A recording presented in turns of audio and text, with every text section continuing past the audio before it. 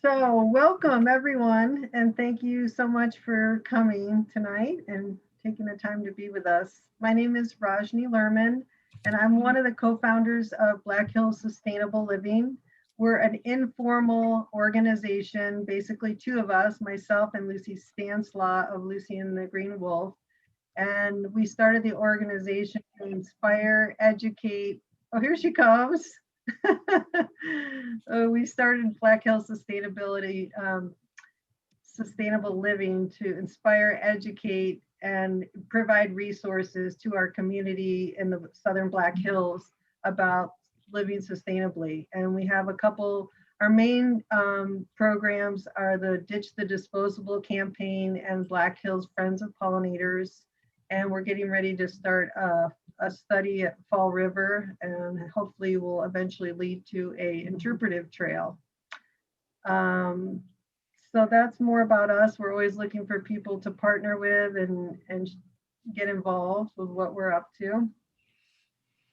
So before I introduce the panelists for this program tonight and our facilitator, a couple housekeeping things.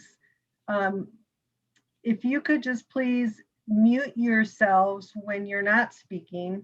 And when you do want to speak, just unmute yourselves because there can be background noise or pets or kids and things that can be distracting. So thank you for doing that. And also, as Rebecca mentioned earlier, she can put this on live on Facebook unless anyone is opposed to that. I just wanted to check with everyone first to make sure they were comfortable. So is there anyone opposed to this conversation going live? Just speak now, forever hold your peace. Okay, then you got the go, Rebecca. Sounds good. Thank you. Thanks. All right, so we're going to introduce the panelists that will be available to answer questions and share some of their knowledge throughout our discussion. And we'll do that one at a time. So let's start with Scott and Melissa, our hometown people here in Hot Springs. Take it away. I'm not sure why you chose us because we're a pretty small farm, but we have, but thanks for having us on. I'm running by the skin of my teeth right now outside of our shop, and we've been on the farm, so I'm trying to put myself together. We had a farm in Colorado that was heavily grazed by horses its entire time, not reseeded, was really bad, and we brought it back to life within 3 years from hand digging the weeds, letting some weeds grow so that they could bring soil back on their own and bring nutrients back. And we also brought in lots of animals. We pasture raised chickens and we would pull them across. We had hogs and we would see the difference in the pasture just in green from day to day. You could see the stripes and everywhere everyone had been. We brought that soil back. We also had irrigation, which is a real plus for there that we don't have here. So here we have 27 acres that's been heavily grazed for years by cattle and too many cattle and a lot of red dirt. And we are trying to bring it back with the same process of chickens. We have goats eating weeds. We have, and we're digging weeds. We're also letting some weeds grow because I'm an herbalist, so I use a lot for medicine. We are pushing chickens through in tractors. We've got hogs, and in the winter time, we brought in, 5 inches of mulch? Oh, wood chips, yeah. Yeah, about 5 inches of wood chips in crop areas and put them on top and put our pigs there. We then brought in a bunch of old compost piles and we let them turn that into soil. So that's kind of where we're at and trying to bring things back. We smell a difference in soils, we taste a difference, and our health is so much better from it. And nothing, we no-till. Oh, we do no-till as well. But you have to build a soil before you can no-till. So it's kind of between places. Do you have anything? I think you covered it.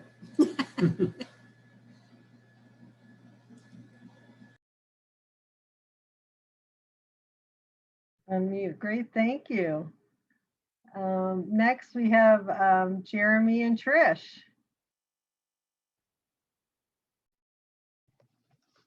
Hi, we're Trish and Jeremy up in Spearfish. And we have a small mixed vegetable farm, and we're on unceded Lakota Treaty Territory up here, and as is all of Western South Dakota. We have about an acre of mixed vegetables, about an acre of fruit trees. It's a young orchard.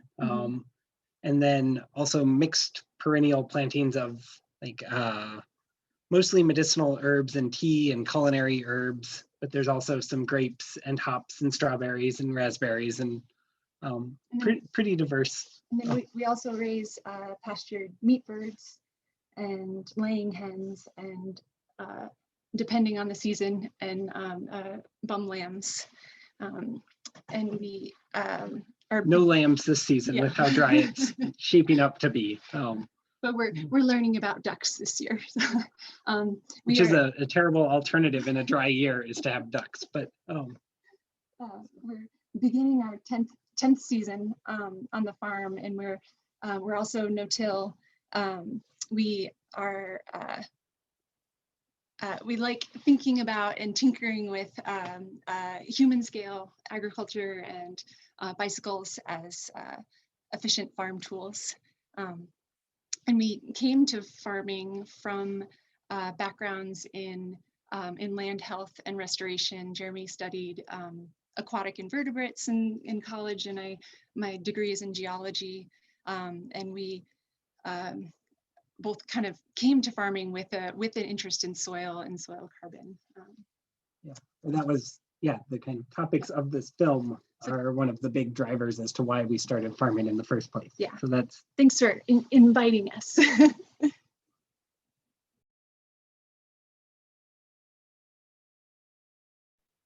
That's awesome. I didn't know that. I love that. Okay, how about Sean Freeland of Dry Creek Farm? Would you like to go next? Sure. Thanks for having me. Sean Freeland, ranch with my wife, Christy, and our 2 daughters at Caputa, just east of Rapid City, about 15 miles. Primarily a cow-calf operation. We raise grass-finished beef, born and raised and finish here. And then we have some pasture hogs. Just starting to dabble with some hair sheep, I guess. And then our operation's about 3,600 acres of deeded ground, and then we have another 4,000 acres of a Forest Service allotment that we run on. Close to 900 acres of that is farm ground, with about 300 acres is irrigated out of Rapid Creek. And so we also have most of the irrigated acres I plant either a warm or cool season cover crop mix, and then we try to graze that. Pretty much only have about 40 acres left that we mechanically harvest anything. The livestock pretty much harvest everything here. And we have a cover crop maize in the fall, a pumpkin patch, and just try to get people out to our farm and just show them what healthy soil is and where their food comes from and why we're doing what we're doing. So it's been an interesting journey, and it's there's nothing easy about it, that's for sure.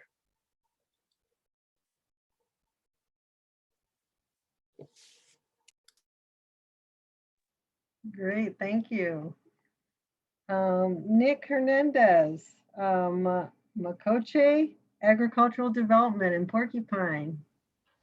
Yes, good evening, everybody. My name is Nick Hernandez. I am a tribal citizen of the Oglala Lakota Yate, of the Oglala Sioux tribe, is known as. And I'm the CEO, founder, and president of Makoche Agriculture Development here in Porcupine, South Dakota, on the Pine Ridge Indian Reservation. Good evening. a little, introduction to Mokoche. Mokoche is is an agriculture organization. We're a 501c nonprofit organization. We're fairly new, younger organization, but our focus is on regenerative ag. Like the topic it talks about. But the one thing, the interesting thing about my focus is that we don't have a lot of farms on the reservation, and so for the last 5 years, I've been interested in regenerative ag, learning about food systems development, and basically making that my life's work as a hobby farmer to getting familiar with the cultures of growing food. My focus today has been on creating a local regenerative food system here on the Pine Ridge Indian Reservation, because statistics are kind of against us on reservations, but it's even across the board in a lot of countries that are underserved. And so for Mokoche, the focus is on building a local food system, creating the infrastructures, creating the vertical systems, but overall here the focus is to create the things that you cannot see, and to be able to access the things that you don't have access to. So it's about access and opportunity. And so what I've been doing for the last 2 years is some of you guys talked about raising meat birds. Been raising meat birds. Last year, we 2 years ago acquired a mobile poultry processor, MPPU, that has the ability to process 135,000 birds. And last year, we were able to harvest 800 birds. So we kind of have that piece of that vertical structure for a local food system. So now the focus is on collectively community input and creating the systems for training and accessibility here on the reservation. So I'm pretty much going to be dabbling in a lot of the stuff you guys talk about, but on a smaller square foot of development. So that's me, and that's my organization out here in basically the heart of the Pine Ridge Indian Reservation in the center. So yeah, thank you guys. Great, thank you, Nick. It sounds like you got your hands full there. Variety of things. Next, we'll go with Jonathan Lundgren, Blue Dasher Farm. Yep. So I'm John. This is Christina. We run Blue Dasher Farm here in eastern South Dakota. We're a regenerative farm. Christina, you could probably tell them a little bit about the farm, and then I could tell them about maybe the science side. Okay. She's on the hot seat. So we have, I guess, about 100 chickens or so. We do laying chickens, and we do the broilers that meat chickens every summer too. And I think we're doing about 80 this year. And they're free range chickens, and we also have about 8 ducks and 2 geese and 2 peacocks. So we've kind of some turkeys this year. Some turkeys. We're getting quite a few more turkeys this year too. We had really good luck with turkeys last year. And so yeah, a lot of poultry, kind of some variety in different kinds of poultry. And then in addition, we have our sheep, which is probably about 40 right now, but they're all lambing right now, and we have 9 healthy, adorable little lambs right now. And they're all still lambing. Actually, one had one right before we came on. We were out there, and there was a brand new lamb, putting her in their pen together. But yeah, so, and then let's see, Honey. we do honey. We have bees, and we have some honey to harvest actually really soon. Bottling that up this week. There's 3 crop fields that are no-till that we are going to try growing some of our feed in, like the poultry feed and things like that. We harvested big blue stem last year, a really, really nice stand of the perennial native grass. And We have an Yeah. orchard and that's. baby should be orchard? Baby orchard. Baby orchard that we're hoping to grow. I'm hoping to put in. Worked at McCrory Gardens for many years, and we harvest maple sap there and make maple syrup. So I'm hoping to install that here and put in some sugar bush. And so we bought a bunch of maple trees, and he's had a couple here already that hopefully we can tap in a number of years anyway, and have two kinds of natural sugars with our honey or our maple syrup. Yeah, just adding to the orchard and things like that, and trying to get it to a state that we can graze underneath the orchard on kind of wildflowers. And we have a prairie too, just kind of an untouched prairie that's really, really beautiful. A lot of South Dakota natives that, yeah, it's very fun to watch. It's we see things on that prairie that probably don't exist many places on earth left. Dense stands of pasque this last year, dense stands of prairie dropseed that, yeah, have wowed some botanists that, yeah, we're pretty proud of. So. Prairie smoke, yeah, a lot of really neat stuff out there. We also, so we also do science here. So we started, initially Blue Jasher was supposed to house another company, a 501c3 called Ecdysis Foundation. And that is, we started this on a crowdfunding campaign 6 years ago, and farmers, ranchers, beekeepers from around the planet decided that they wanted to bankroll a research facility in regenerative ag. And so we've kind of become a leader in generating the science that's supporting regenerative farming systems around the country. We do projects from Saskatchewan down to Kansas, from Michigan out to California, and stir the pot a lot with that science. So.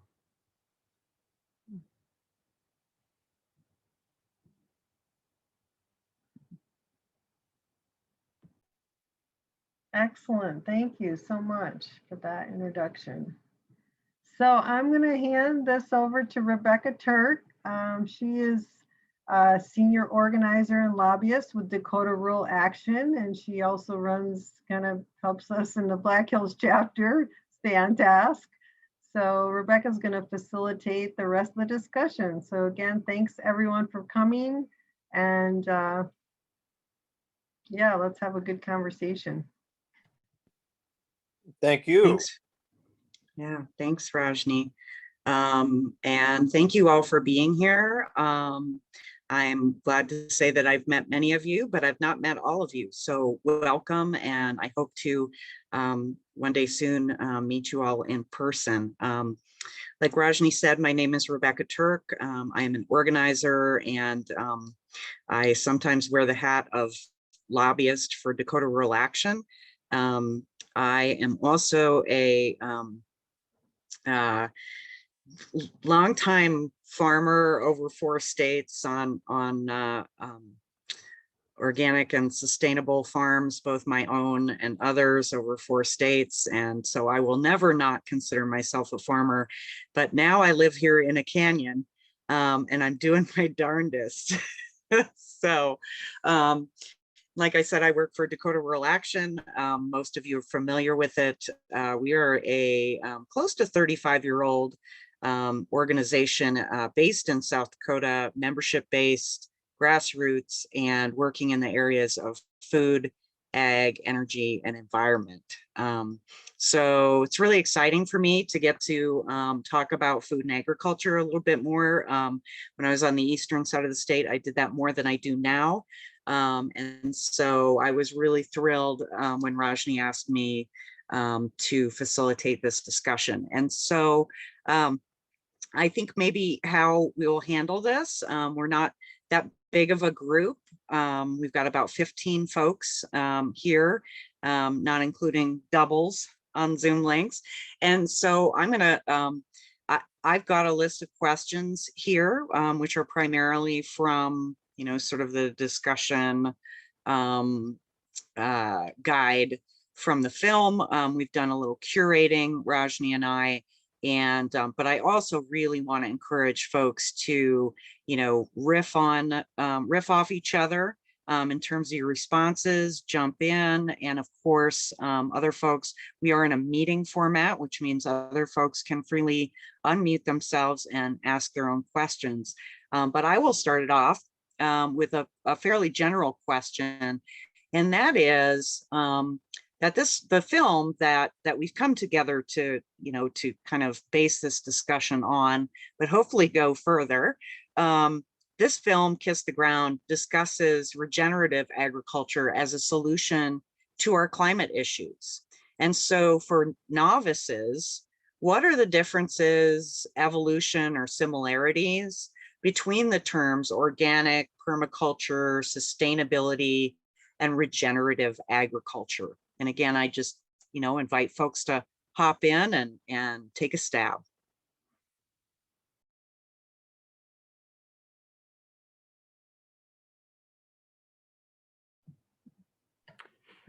I guess it And I kind know- of depends on how you define regenerative ag.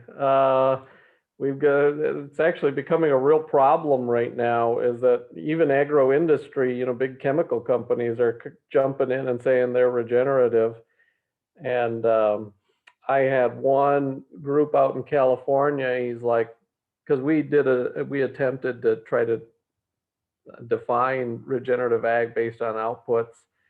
And this one company, this consulting company, they're like, boy, when we looked at your rubric of different practices that were regenerative, our goal is to change 80 million acres over to regenerative. But when we looked at your rubric, we didn't score very high. And I'm like, well, if you set the bar low enough, the whole damn country is regenerative at this point. So we have to be real careful with how we're defining that, don't we?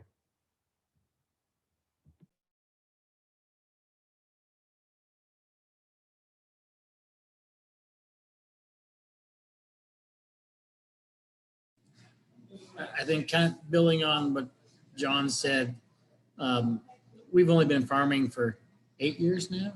Yeah. And have seen a lot of these terms be popular one year and then fall out of favor, and there's a new fad term the next year. And so we're not really hung up on what we call it, but we know what we do. it's kind of what it comes down to. What we're trying to do is build the health of the soil in its natural complexity, if you will, without disturbing it, and basically feeding the soil so that it can create its own health, and feeding it naturally as opposed to with chemicals. We've never bought a chemical for anything, even to change the pH of soils. We treat the animals. I even treat my animals with herbs and honey and things. I don't buy anything to even treat wounds for them. So we're all in that way.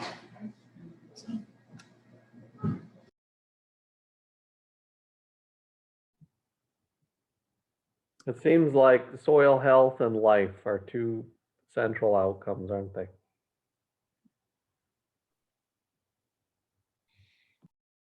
Right.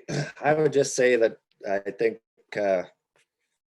like kind of what you guys touched on, it's so easy to have the buzzword and then have it get watered down with so much stuff and just for the sale.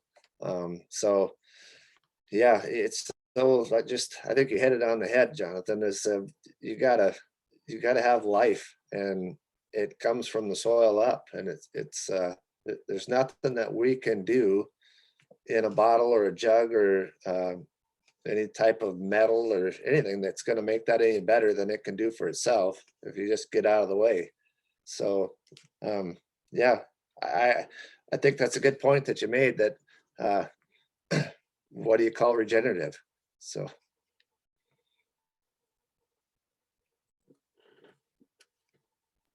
kind of feels like we know a regenerative farm when we see one, but that doesn't always help people that haven't seen one before, does it? Yeah.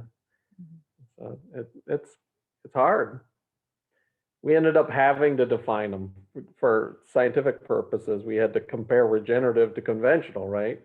And so we were forced into that because we had to make a replicable study. Somebody in the future has to be able to repeat what we did and to see whether or not it still holds true. And no-till was huge. Covers, always leaving living roots on the ground. Well, what kiss the ground kind of said, you know. And, animal integration, I think, is really important. I was so happy to hear Scott and Melissa say that about their about integrating animals, and Jeremy and Trish too. And then, yeah, for rangelands, how you manage those. It's really, you know, I mean, just keep them tight, move them, and give it a rest. It's just that simple, isn't it? Yeah, that's right. I find myself a lot, just, I can visualize buffalo. And so I just try to think, what would they be doing right now? And I try to mimic that with our cows. But our system is fairly young. From basically 2015 till now, we've been changing, and we're the only ones in our area doing that sort of thing. So it's there's some definite peer pressure when you're rolling up electric fence next to your neighbor that's got 1,000-acre pasture with cattle everywhere. And it's you just got to look at it different, step out and look at it from 30,000-foot view, you know.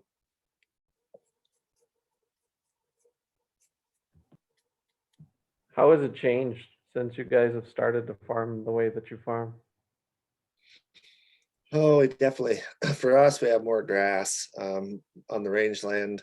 On the crop ground, I'm also the vice chair of the South Dakota Soil Health Coalition, so I get a chance to go visit and speak with some people every now and then. So yesterday we did a little talk at Western Dakota VOTEC and did a tabletop rainfall simulator.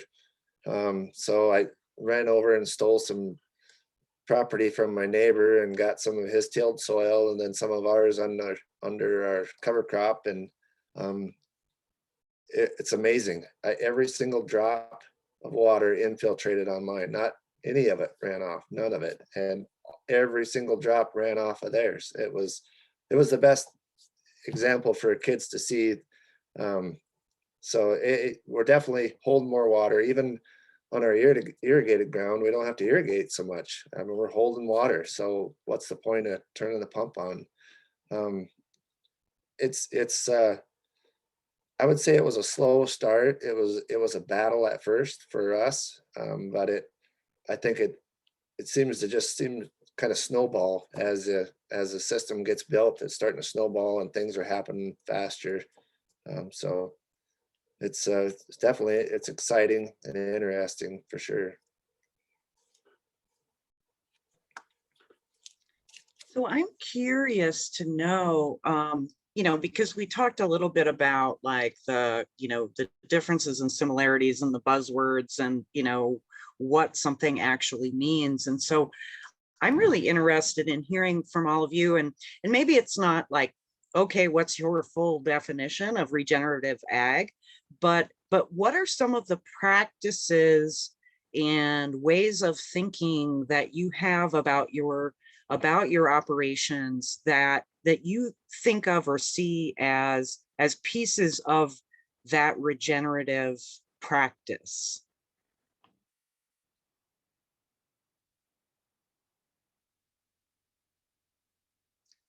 And maybe Jeremy and Trish or Nick want to jump in there.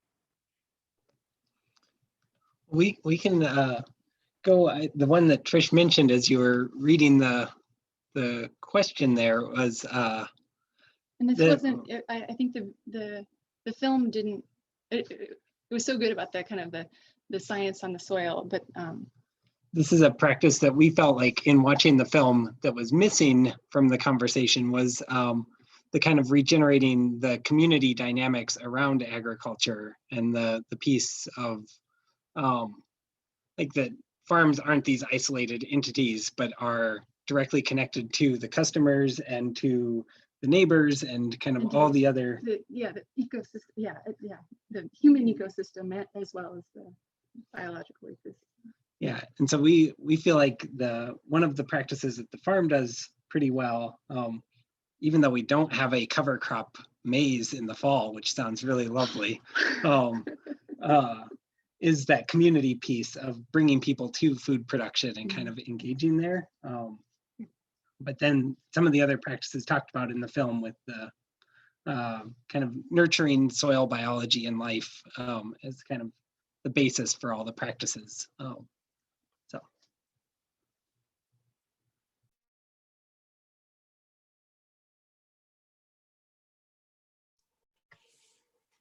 Nick, do you want to take a stab at that one? Yeah, I mean, just to like touch on the other one about terminology, because the one thing about, you know, coming into these practices and utilizing them, you know, on a small, because like I said, where I come from is kind of a small square foot. Like, what can you do with that square foot, and how can you develop that out? But just like everybody touched on, you know, it's about titles, and what it comes down to is about Western terminology. You know, in Western terminology, you always need to identify what you don't understand. And the one thing that always comes back in the books and the writing, you know, like Gabe Brown addressed it, is that, you know, it comes back to the ecology. It comes back to the natural relationship that you have with the land, and that's just being on the land and being, you know, and reconnecting yourself back to it. And that's the thing that we miss a lot, is that we turn everything into the terminology. You know, we have to identify what we don't understand. But when we, you know, get on a piece of land, feel the soil, you know, we reconnect ourselves back to that. And that's not even a mystical sense. I mean, you guys understand, you know, the smell of soil after rain, you know, the feel of the wind through the grass, you know, all those kind of things that play a huge part in what environment is. And that's one thing we take for granted. But that's one we take as humanity is our disconnect from our disconnect from the land in general. And the things of tying it back to community is that we have to create these places. You know, we have to create these places and these spaces. That's why there's farms. You know, that's why there's ranches, because of how it makes us feel, our interaction with animals. And so those are huge. You know, those are huge because you know, in the last 100 years in communities, that's how communities thrive, because all communities played a huge part in creating those spaces for their families to be able to grow. And then but the community concept is not new. I mean, we're talking about millions of years of communities that thrived, you know, that built empires, you know, based on you know, that relative connection of food. And so being able to have these spaces like you guys talk about, which are beautiful, you know, mazes to getting, you know, different ducks and cows and ranging all this land is huge. And so that's one thing in the last basically 80 to 100 years that we're starting to see less and less of. But being able to get back on the ground and show these places is key for changing the mindsets. And regenerative ag is just like food sovereignty, is just like sustainability, is just like organic. They're these labels, you know, because we like to label things, and then the government picks them up and says, pay me $600 to $1,000 for this label and you're this. But the real truth is that our connectivity as humans is its true definition, because we all have our own definitions, because it's our own feelings. So I mean, that's kind of my input to the Western terminology. That's because it's what it is. It's Western terminology to how you actually feel to being part of ecosystems, you know, environment, land. And we all have our own stories. We all have our own connectivity, and that's what drives our passion to wanting to do these things, because it's natural. It's natural. So. Thanks.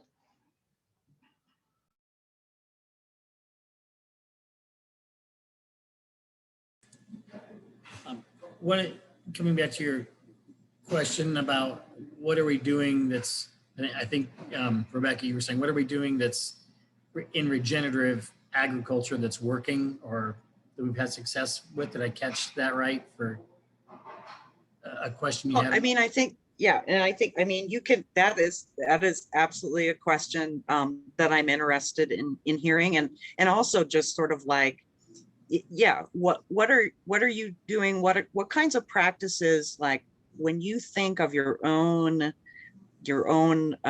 operation, you know, your own work, like what are some of the things that you think of that may not have been, you know, featured in the film or whatever else, that you really think of as like kind of the core of your sort of regenerative practice, or the spirit of that in your operation? Okay, well, we kind of have two core practices that we're doing right now. We haven't proven either one to work, so these are experimental, but they worked in a way for us on the old property. But now we don't have irrigation water, so it's a different ball game. But when we look out at our pasture, which had basically on 15 acres, 150 pair of cattle for a year. So there are places that were just bare when we got onto the property. I mean, nothing would grow there. The first thing that came back was, of course, all of the things you don't want, like solid thistle for, 50 feet by 80 feet. There's just nothing but thistle. Or other similar weeds to that. And so rather than go in and say, okay, we need to get rid of this, we see value in whatever is growing, whether it's a weed or a grass or whatever. It has value in that it's holding your soil down and holding it together. So what we did is we went out and we let that thistle grow like crazy. And then as soon as it came to its seed heads and they were about to mature, we just went out with a machete and chopped them all off. So it couldn't seed itself, yet the plant was still bringing nourishment into the soil and holding it together. And then over winter, we went in and harrowed it all down and seeded with what we wanted to grow. With the logic or thinking there is that the grass is going to pop up before the thistle does. And if the grass comes up successfully, it will begin to choke the thistle out. And all we've really done is accelerated the natural course of nature of what would happen over the next 10 to 15 years anyway. We're going to push it into 3 years. Other areas, if we want to quickly make topsoil, Melissa kind of described that when we first got on the call. We took about 6 inches of manure and about another 5 to 6 inches of just wood chips. So we had about 10 inches of stuff that we just put on top of the ground. And then we brought in 5 pigs and we let them just go at it for about 4 months on that soil or building that soil. And then pull them off of it. We're letting it sit for 3 months. And that we will do 1 till on its initial till before we plant that this spring. But then that will become a no-till area after that. So those are our 2 methods of, either restoring pasture land or we quickly need, a crop field. So this is how we're making it. I also do a lot of sheet mulching, places like where we're putting the orchard in that, and I put the cardboard down, or lasagna, they call it as well, where I put down cardboard and then I'm putting down dirt and then I'm putting down straw, then I'm putting down some more manure or soil and letting that sit. I let my ducks in that area because they aren't going to scratch it up too much like my hens will. And then I might bring hens in later to eat up things that are going on. But those are the areas like I want a food forest with our orchards. So I'm trying to get some decent soil so I can start planting other things that benefit other things. I feel very strongly in even weeds that support the health of other plants as well as the soil and the animals. I love frogs, don't like snakes, but I let them in. But I feel like everything in the ecosystem besides my animals are beneficial. Except I do let the dog chase the hawks away. And probably the last thing we do is over winter, we'd never done this before, but we had a lot of animals in the barn over winter, and we decided we were just going to do a deep compost bedding. So we still have not cleaned our barn out from what was October. We started to bring in yaks and goats and chickens and pigs were in there for a while, and they each had different paddocks. But all we did was just, if it ever began to smell the slightest bit, we threw about another 6 inches of straw on. So now the goats are on about almost maybe, 2 feet. yeah, about 18 inches deep of bedding, still no smell whatsoever, but we have dug into it and it has been composting all winter long. So all of that is going to be coming out of the barn, and we'll just finish the composting of it over summer. So in the fall, we've got a nice right pile of last year's barn holdings, and we'll do it again. So those are kind of our main key things that we're doing to either build growing spaces or restore growing spaces. I have a question. It gets back to what Nick, now I'm not a farmer, I'm a retired disabled veteran here in Hot Springs. I saw the movie last night, which gave me a lot of hope. But what I'm hearing a lot of deconstruction of something that should be more community-based.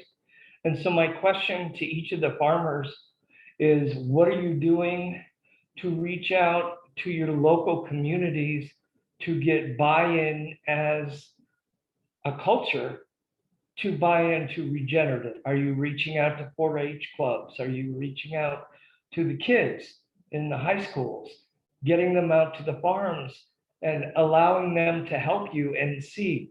Because the most powerful thing I saw last night was the comparative view of a regenerative field next to a tilled field. And that was stark. And then looking at China, how they were able to do that. And so how much buy-in are you getting from the community to make the connection so that it spreads? And because I wasn't raised in this country, so I was raised in cultures that are more community oriented, and the culture is more connected.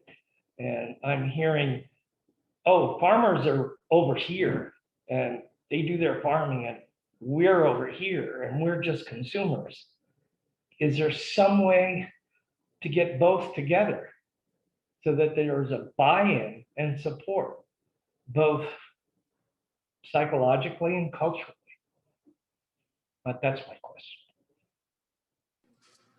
Not to jump right back in and monopolize, but that was a question that Melissa and I asked ourselves is, okay, we got this little farm going, but how do we put it in front of the masses? And April 1st, we just opened an ice cream shop in Hot Springs, but a big reason for doing that was that we have an entire wall that is set up to be a farm to consumer store. So we are essentially doing a grocery store within the ice cream shop that will have all of our meat products, all of the things we're growing in the field. We're also constructing a tropical greenhouse on the farm. So we will be, this time next year, we'll be having citrus, mangoes, bananas, and people are gonna walk in the door and go, it's December, how do you have a banana that you say you grew on your farm in South Dakota? And we say, well, come out and see it. And that's how, what our plan is to get people involved with what we're doing is, let's show them something on the shelf that they can't believe, so they got to come out to the farm and see it for themselves. And I'll be down there tomorrow. we're hoping that'll bring some excitement and some enthusiasm. We also found that we have an item on our farm that seems to draw a lot of attention, and they're called yaks. And llamas, goats, things like that, that people want to come see. I always invite people out to come and see where they're buying or what they want, if they want to come pet, if they want to see. But it's really tough for a farmer to get people out there. They want me to deliver products to them in town. They don't want to come out to the farm. So it's a challenge to get people out. We talked to the Veterans Home about bringing veterans out to help in the greenhouse, just to have a day in the winter away from things. So I think farmers are trying.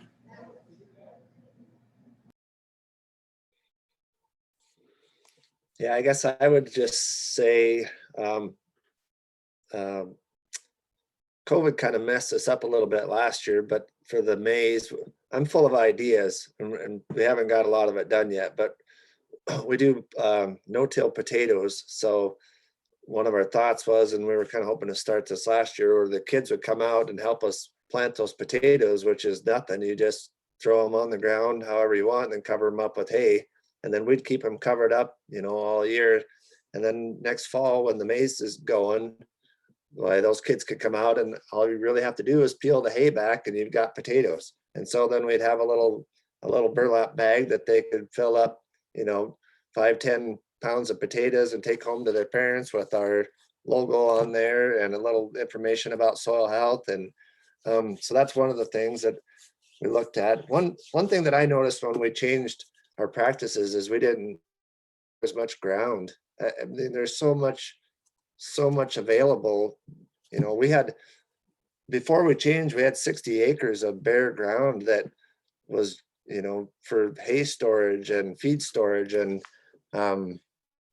where cattle were standing around in corrals. And once we took all that away, it's all, turned into grass, and it gives us more ability to graze here and there or grow a bigger garden or whatever. But I guess the other thing we're kind of working on is maybe a mobile slaughter trailer for our own place where people could come out and see how that whole thing goes, where you see the animal out on the land, and then we're able to harvest it on our land and then take it through the whole processing facility and show them where their beef comes from and why it's important that food is, that beef is, on healthy soil and eating healthy vegetation. So those are the kind of some things we're working on, but haven't got anything, completely through. It's a great question, Ken. So thanks for asking.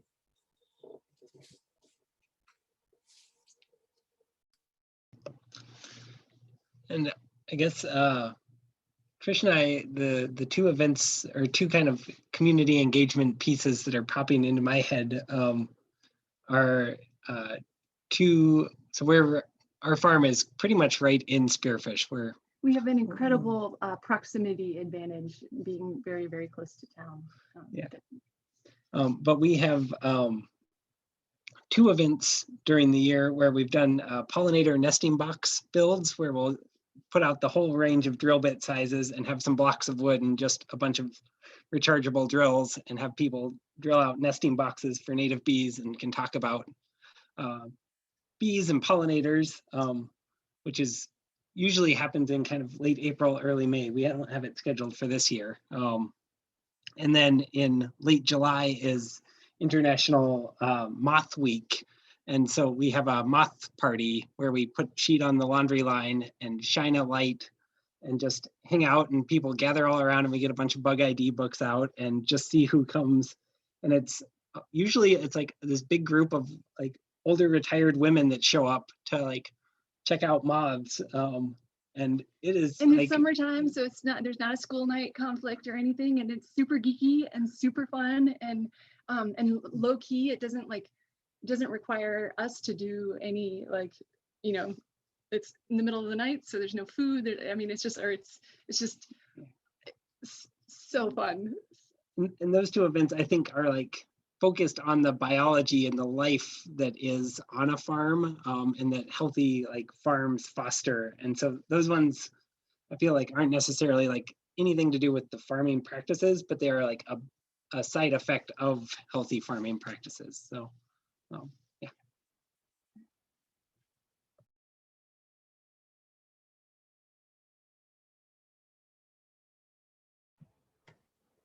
Well, the community was really essential in getting Blue Dasher even established, and that buy-in was what really important to us. COVID was a weird year, but generally we end up having hundreds of people, sometimes from all over the country or even all over the world, that come and visit Blue Dasher. And so we try to make that, one of our goals is to try to make science a part of food communities again. And just like what Jeremy and Trish are saying, I think that that's awesome. But the scientists have to rejoin the people that we're trying to serve again. And that's really important to us.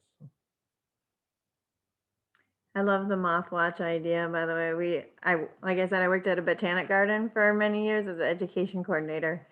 This is one thing I'd love to incorporate more out here now too, is, some of these events, but the moth watch was always really fun. And that's actually how I kind of got to know him. And he's an entomologist.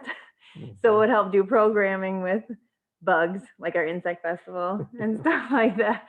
So all that is really fun, just to get people, all involved in stuff. And it's surprising how much they have fun with it and love it once they come and do it. So.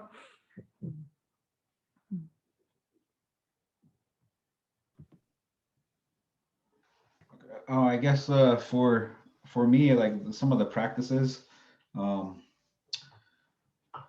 last year, COVID messed everybody up, and last year was actually my rollout of the organization, and so I was able to fundraise, and partner with 3 families, including myself, with my family, and the project that we did was make the chicken tractors, the 10x12 chicken tractors, and partnered with these families who haven't raised, some of them have raised, like the goats and the chickens before, like the egg layers and everything, but with the focus of being meat bird production, was able to do like hands-on processing, and then work towards getting the poultry processor like up and going towards the middle of the summer. But the practice was being hands-on. So I was able to partner with these families and get them the equipment, get them the supplies, so then we can put together a tractor. And then they raise their chickens for the 6 weeks, and I'm talking like an elder guy all the way down to like my boys are 4 and 6 years old, and they got to raise them all the way from chicks, all the way up to the 6 weeks of age before you process them out.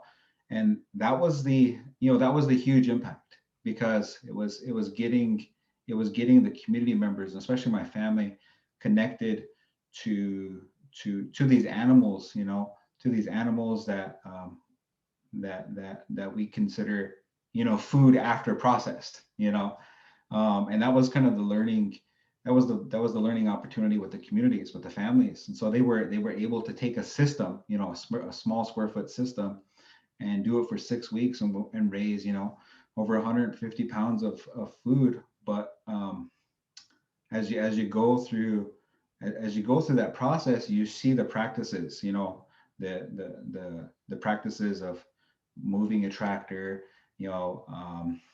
feeding, but getting familiar with what you're feeding them, like the different grains and everything that were in there, but also the things that they consume as you move the tractor, the different grasses, and being able to see the impact that having animals on the ground made. Because like we did that around the house, like me and my boys, we did chicken tractor around the house, and so you have these little green patches all around the house that we drug the tractor around, and so they're just bright green all around the house, these patches and everything. But the one thing was seeing that, was actually doing that with the community members, and hearing the stories back from these high schoolers, back from my sons, back from these community members on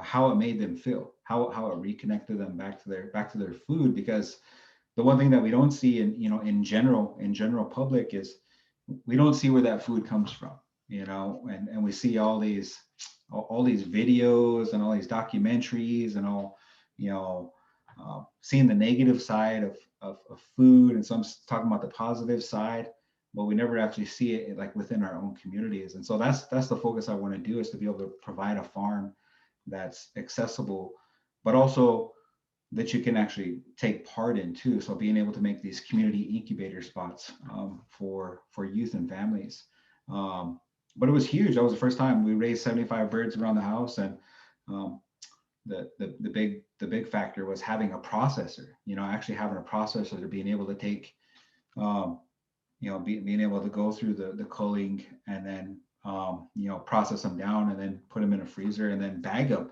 to turn it into an actual product.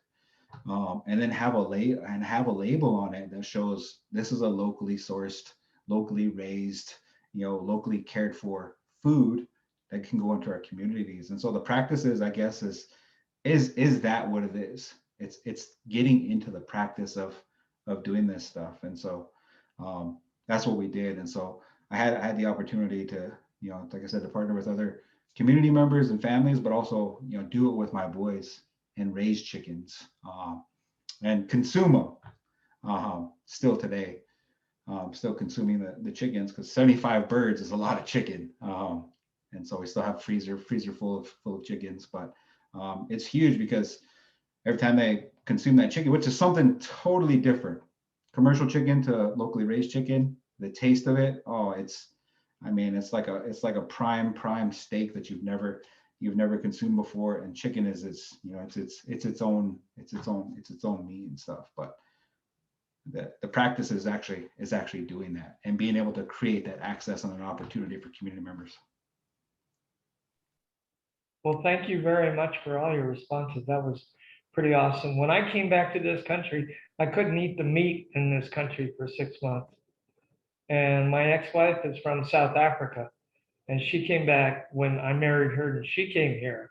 She couldn't eat the meat in this country for like 9 months because it tasted so awful to her. And I thank you. Y'all give me a lot of hope that things may change. That'll be interesting.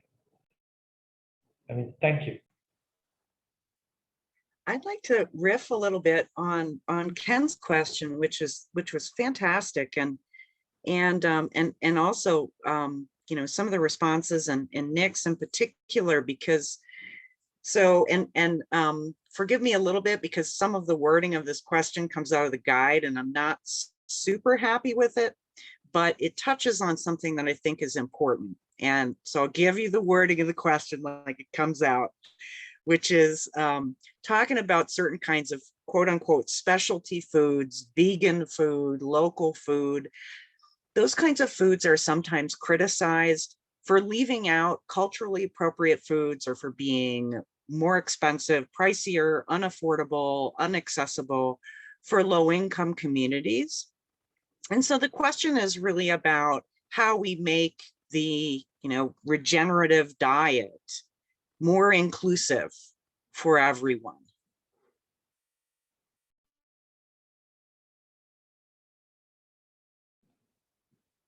I like how you just rephrased that. That's pretty much, yeah, that's perfect.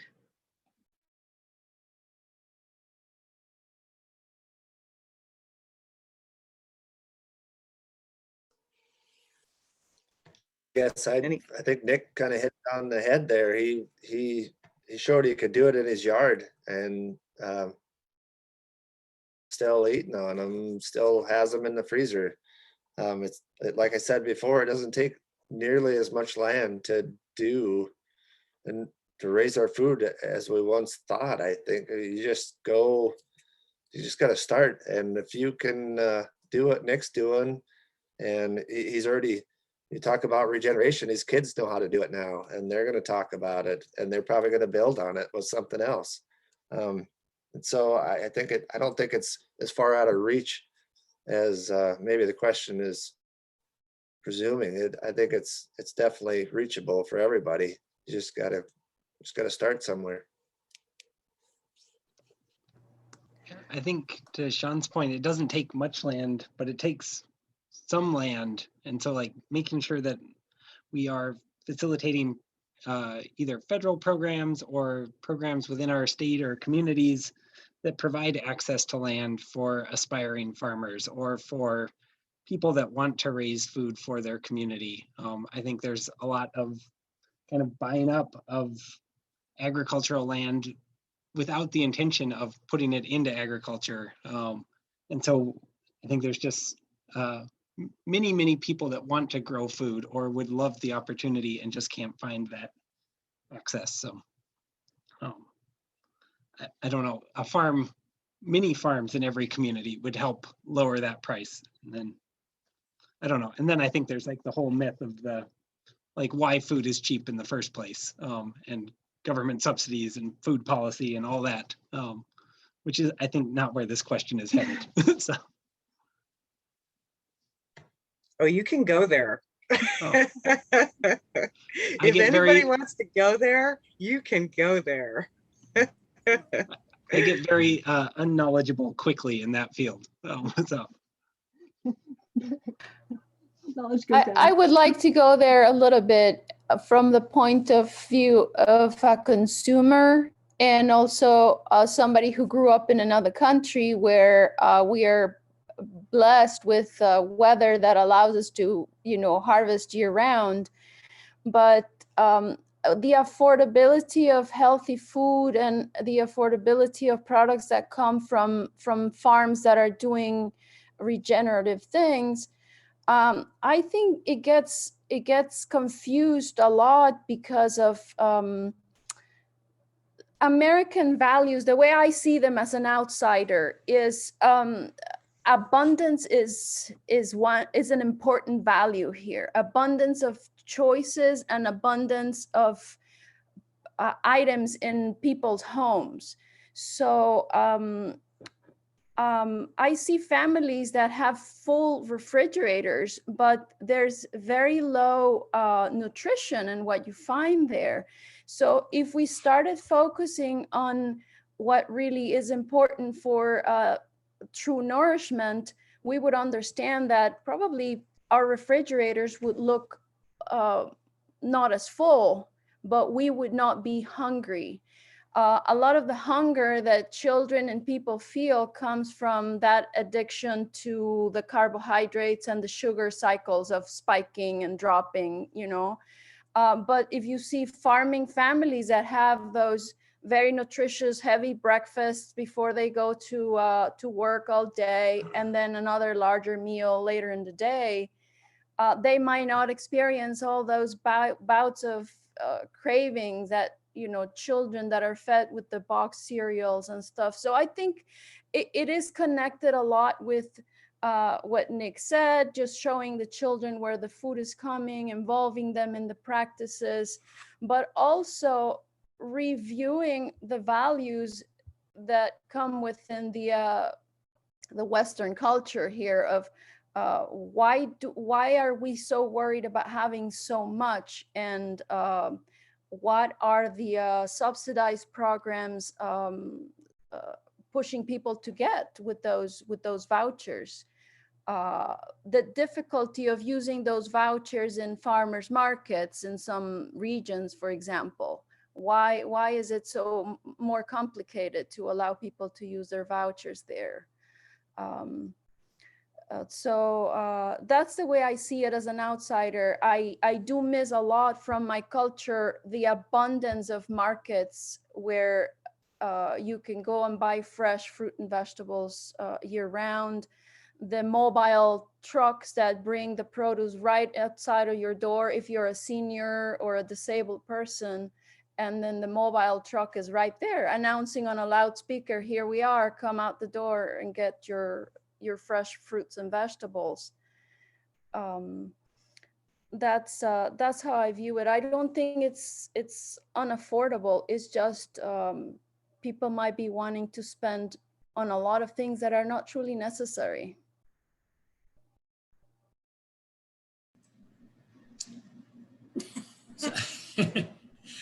I want to jump back to just the question itself, because I'm struggling trying to put together in my mind how a vegan diet and regenerative farming fit together. Because to me, a vegan diet is a piece of regenerative farming. We use animals and plants to basically grow healthier animals and grow more plants. They're not mutually exclusive. I couldn't grow the plants I grow if I didn't have the animals. And it's not like I can have just 3 pigs and keep them for 15 years, because some of the work I need my pigs to do, I need a piglet to do. I only want them to disturb the first 2 inches of the soil. And some of the work I need my pigs to do, I need a 100-pounder or 150-pounder pig that's going to go 8 inches for me. And then some of the work, I need a 600-pound sow that's going to go 18 inches deep and just tear the heck out of it, or, you know, make me a new crop field. So I need to keep regenerating my animals, so to speak, which means they've got to be processed. Otherwise, you know, I've got a feedlot. And then where's the regenerative farming in that? So the two fit together, and there may be people that choose to eat a vegan or vegetarian diet, but that needs to be balanced with the people who are not eating that vegetarian vegan diet, because both ends of the system need to be consumed to make the whole thing work the way I'm looking at. So that's why I'm struggling just with the question altogether, going, how does that even work if you're not going to use chemicals or factory farming? Which Can is, I postulate a question? Sure. Do you think that the Western differentiation into vegan and vegetarianism is actually more of a response to our industrial abuse of animals and our abuse of the soils and plants?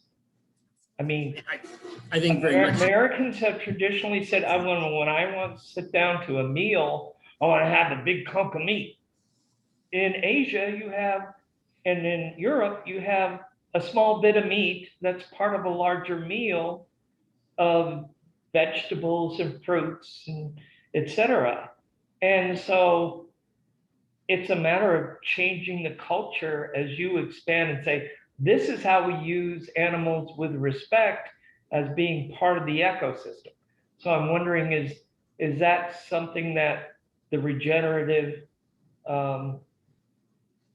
has to approach it that way? I'm just, spitting it out there. I think so. I mean, our feedlots are really nothing but monoculture animals, as opposed to, when you have 70 miles of nothing but corn, you get 70 miles of nothing but cattle. So I think as part of the whole change in the system is that we need to dial back about 100, 150 years and look how farms were built then, where you've got a diversity in your ecosystem, and you've got your cattle, you've got your pigs, you've got your sheep, you've got your vegetables, and together as a system, you're rotating all of that to create a sustainable, viable, strong, healthy ecosystem within the boundaries of your fence line. We didn't answer the question about practices, but that are regenerative, really. And I think one of the central practices that we employ that makes us regenerative is stacking of enterprises, and that diversification and knitting several revenue streams into a system. And that is what a regenerative system does, or a regenerative farm does, that you don't see in many other places, or different segments of food production. It then gets back to scale, and can you run a truly regenerative farm on 10,000 acres or something like that, and gets back to what Sean and Nick are kind of indicating. Do you really need to? And I would argue that you don't. If you're doing it right, you're farming less acres better, rather than more acres more poorly. So I don't know. I think that. And I would throw in actually that maybe part of that regenerative piece is more farmers on the land. And so if you have so much land and so few hands, that is not necessarily a regenerative practice either. We had a conversation recently with a friend down in Kansas, and he was posing this idea of, do we, inherent in the definition of what a regenerative system is, do we need that community aspect of it? And I guess I was in search of parsimony, making it as simple as we can in order to get the job done. And I said, can we be regenerative without having that community as an outcome? And I think that's a really important and an interesting question. I don't know that you can. I think that it's just inherent in farming regeneratively that the community becomes a part of that. I would say that ties in nicely to like the place being an important part of regenerative. Like the regenerative practices are so specific to the farm that they don't kind of broadly apply across the country, that they're based in the place and the community that is doing the farming. So.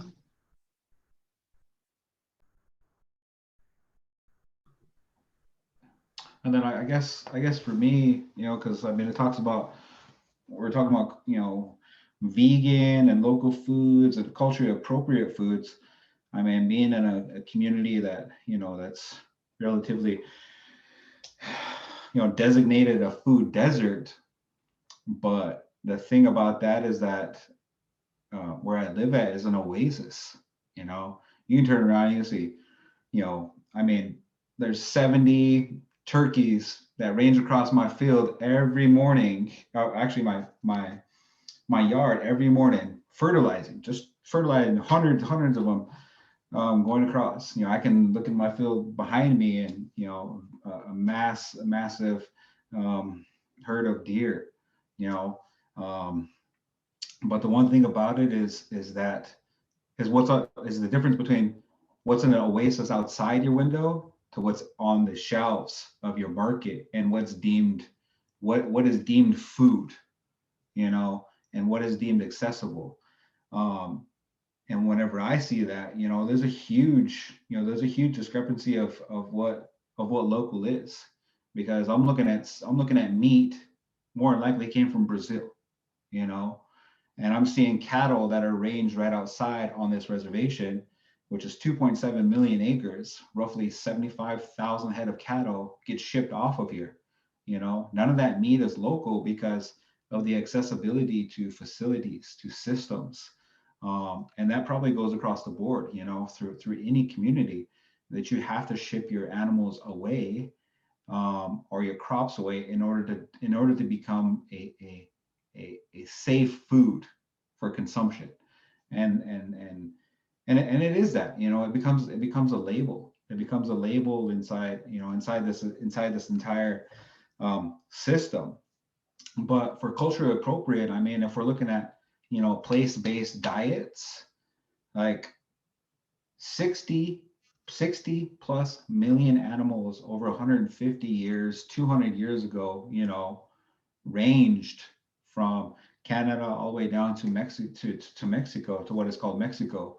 But that was their indigenous territory, But when we look at that and make that comparison, 95 million cattle are ranged across the country here. And there's only, 500,000 buffalo. So when we talk about appropriate cultural foods, that baseline is there. The cultural appropriate foods is non-existent because that's from policy, from systems, from washing out, and even things having on the shelf. I mean, you have your staple foods, your red potatoes, your white potatoes, your orange carrots, your red, your cherry tomato, I don't even, the other terms of your staple foods. That's what's on the shelves. But you visit a local community market, like in Rapid City, your farmers market, you don't even see those things. And that's what it comes about. It's about accessibility, but also revitalizing, those things. If we're talking about millions of seeds that we haven't even touched yet, I mean, hundreds of varieties of tomatoes, hundreds of varieties of potatoes, of corns, of chilies, of all this kind of stuff. But when you really look at it, you walk into that grocery store and you see the seven staple commodities is what they are. They just become commodities. But for me, culturally appropriate is buffalo. Buffalo. You want to talk about vegan? That's the most vegan animal that exists. And if you were to label something vegan, a piece of buffalo meat, that's the most vegan as you can get. But for us here, it's turnips. The wild plains turnip is one of the most prized root vegetables. But also like the things like the choke cherry, the buffalo berry, those don't exist. Like we see those outside seasonally, but we can't find those on our store shelves. And that's what it comes down to. It comes down to how do we make those accessible? Yeah. I lived in Oglala and I had to go to Pine Ridge to the one market there. And you're forced to buy what's ever in that market. Yeah. And yeah. Accessibility. Yeah, and that's what it's about. I mean, you want to talk about a regenerative diet. I mean, being able to go outside and I mean we have friends who are native botanists. I have a sister who's self-trained in plant genetics and species just by actually going and being involved. Being able to taste and touch and see and smell, make teas, make soups, all this kind of stuff. I mean, we live in an oasis, of food. And that's what she keeps saying is like, you have food all around you, and every time when we talk about statistics, when we talk about food deserts, we miss what actually is the natural foods. And we look at what is the commercialized foods, what is the imported, what is deemed accessible. But when it comes to like a regenerative diet, I mean, I can get a botanist and she'll walk right out and she'll make me a salad, just right outside. She's like, these are the things. This is what a culturally appropriate diet is. I mean, and some of these we have invasive species and stuff, but some of that stuff tastes good. But throw a little, make a little, and it's about being creative. I'm dealing with chefs and stuff. They're making jellies and barbecue sauce from the choke berries, from the buffalo berries, and being able to mix it in with like chicken that was raised, a small square footprint. I mean, I was only talking like 5,000 square feet, 75 chickens. He just showed me a picture tonight. He made choke cherry buffalo chicken from the chicken I raised, from the choke cherries that he gathered. He made choke cherry buffalo chicken. So those kind of things. So that's what I deem as what's accessible and what's culturally appropriate is the things that we take for granted right outside. That sounds fantastic. I want that recipe for sure. So we are unfortunately running out of time because I kind of feel like we might be ramping up in some ways as well. But I wanted to give the opportunity with just a few minutes left to, if anyone has a burning question of folks on the call, and that includes maybe even some of the invited panelists. If you have a question for us, for the other folks on the call as well. So I wanted to open that up and just make sure if anybody had a burning question that they got a chance to ask it. So go right ahead. Please do jump on in. This is Rick.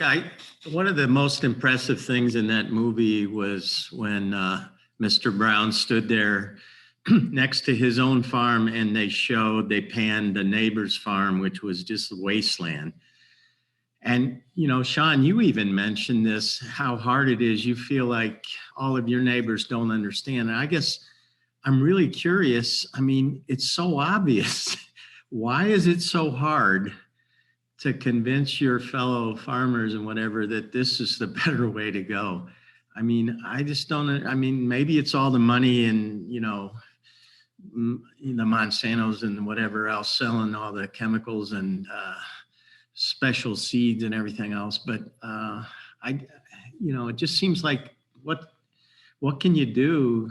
I know you're trying, you're all talking to us, but what do you think the problem is, the main problem? I guess I could touch on that just a little bit. So when I didn't grow up on a ranch, nobody in my family owned the ranch before us. I actually just got hanging around some friends that ranched and went to the sale barn and bought 10 cows. And I was like, oh, now what do I do? So I had to hurry and figure that out. I think a lot of people, it's somewhat in their blood. And I think a lot of what's happened is it snuck up on us. There's little incremental changes all the time. You gotta add this, you gotta do this.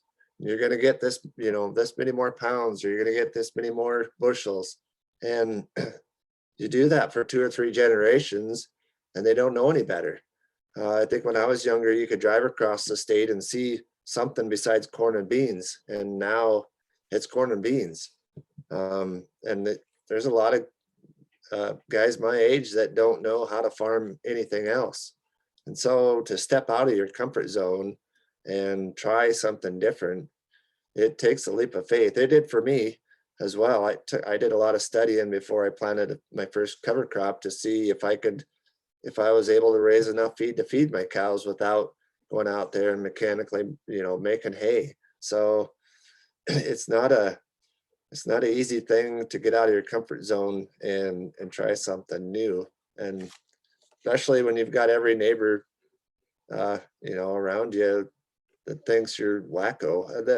The other thing is it's a lot of ego. There's a big ego trip in raising the biggest crop and raising the biggest calf. So a lot of people don't figure out the dollars and cents of it, but really it's what just kind of being average seems to make a lot more money for us than being big one way or the other. So I guess that's my thoughts on it, but we'll see what you guys have to say.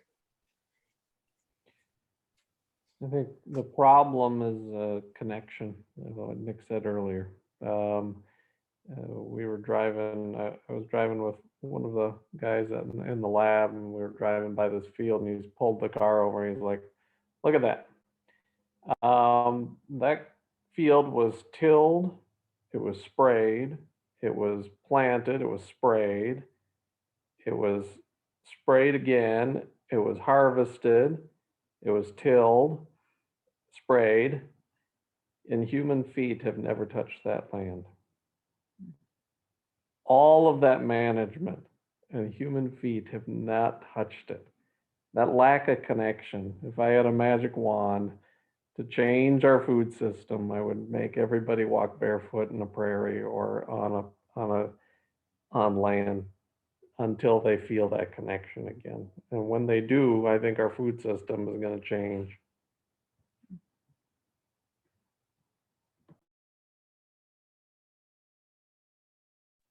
Wow, that was really powerful. That's absolutely true. And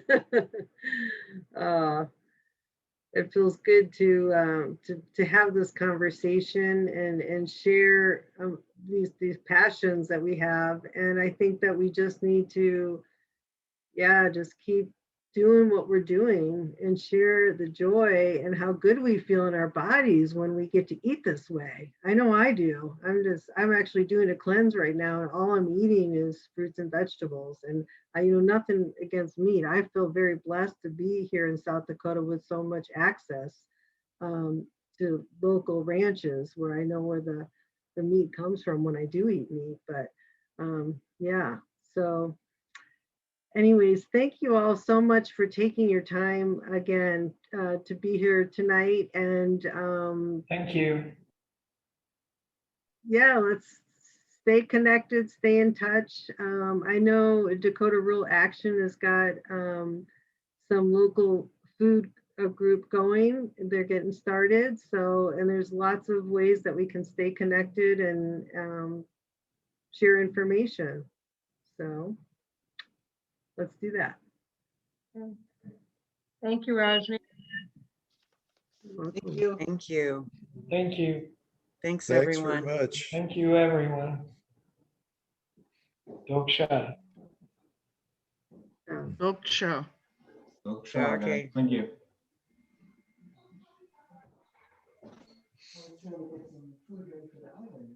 Oh, yeah.